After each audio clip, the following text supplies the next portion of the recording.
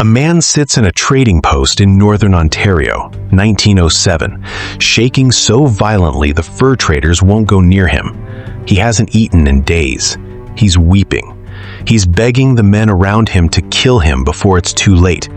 His name is Swift Runner, and what he's confessing to is something that doesn't fit neatly into any category of crime, madness, or folklore.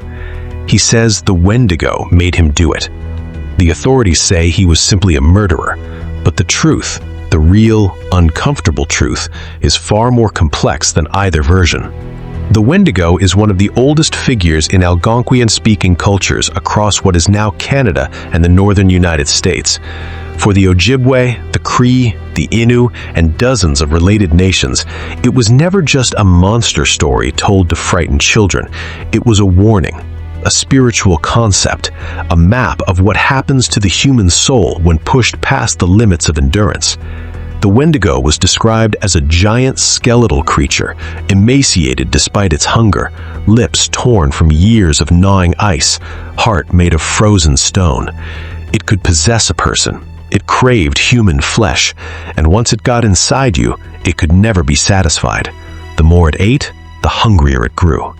Ethnographers and anthropologists began documenting what they called Wendigo Psychosis in the late 19th century, a phenomenon where individuals, almost always during periods of extreme winter starvation, became convinced they were transforming into the creature. Some experienced intense cravings for human flesh, some confessed to cannibalism, some begged to be killed. The cases span roughly 2 centuries of documented contact, and they share a pattern so consistent it's impossible to dismiss. Swift Runner's case is the one that broke into the colonial court system. In the winter of 1878, this Plains Cree trapper from Alberta took his family into the bush. By spring, he emerged alone. He told the Northwest Mounted Police his family had died of starvation. The winter had been brutal, food was scarce, and the land around Fort Saskatchewan offered little mercy. But something didn't add up. The nearest Hudson's Bay Company post, stocked with provisions, was only 25 miles away.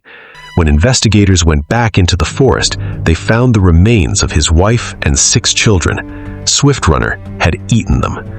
He confessed almost immediately, and what he said haunts the record. He claimed the Wendigo had seized him, that he wasn't himself, that he had screamed on the inside while something else moved his hands. He was hanged in December 1879, the first legal execution in what would become Alberta. But here's what they don't tell you in the history books. Here's the part that gets buried under the folklore and the horror. By 1878, the fur trade economy had already gutted the traditional food systems that Indigenous communities had maintained for thousands of years. The Hudson's Bay Company, which at its peak controlled over 1.5 million square miles of North American territory, an area larger than modern India, had spent 2 centuries reshaping how northern peoples survived. The company didn't just trade furs, it restructured dependency.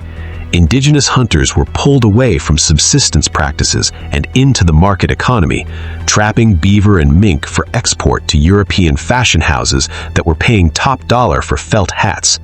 A prime beaver pelt fetched the equivalent of several dollars in trade goods, knives, blankets, guns, objects that communities quickly became dependent on.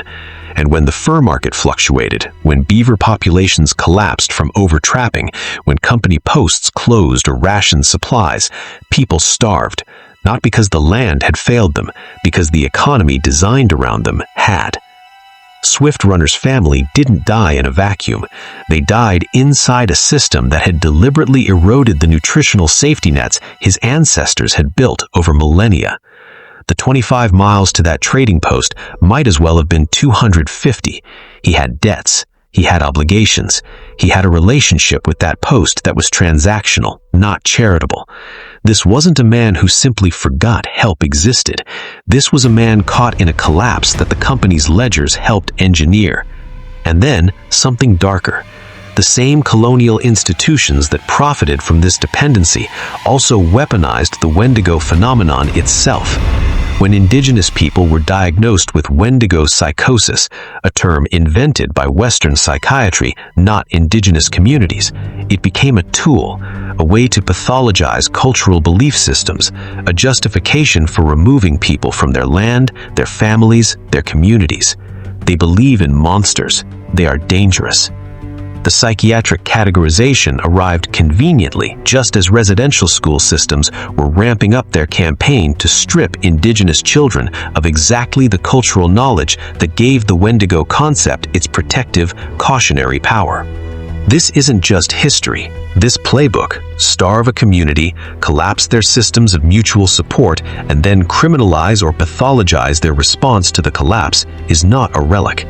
Researchers studying food deserts in American cities today document nearly identical structural patterns. Corporations extract wealth from low-income communities, deliberately limit access to nutritious food, and then frame the resulting health crises as personal failure or cultural pathology. The language changes, the architecture of exploitation doesn't. Communities in northern Canada, home to many of the same Cree and Ojibwe nations touched by Wendigo cases, still face some of the highest food insecurity rates in the developed world, in a country ranked among the wealthiest on Earth. A 2023 report found that in some First Nations communities, a basic food basket costs 3 to 4 times the national average. The Hudson's Bay Company no longer controls the territory militarily, but the geographic and economic isolation it helped engineer still very much in place. The real demon in the Wendigo story was never the creature in the trees. The Algonquian nations understood this. The Wendigo wasn't a supernatural entity that descended from nowhere.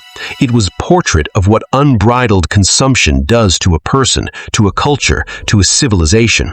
The insatiable hunger that grows the more it feeds, the frozen heart, the body that grows larger and more monstrous the more it destroys. The original storytellers weren't describing a monster, they were describing a system. History wants you to believe Swiftrunner was an aberration, a madman, a murderer, a case study in primitive superstition. But the truth is, he was a data point in a spreadsheet someone in London was very carefully not looking at. So here's the question worth sitting with.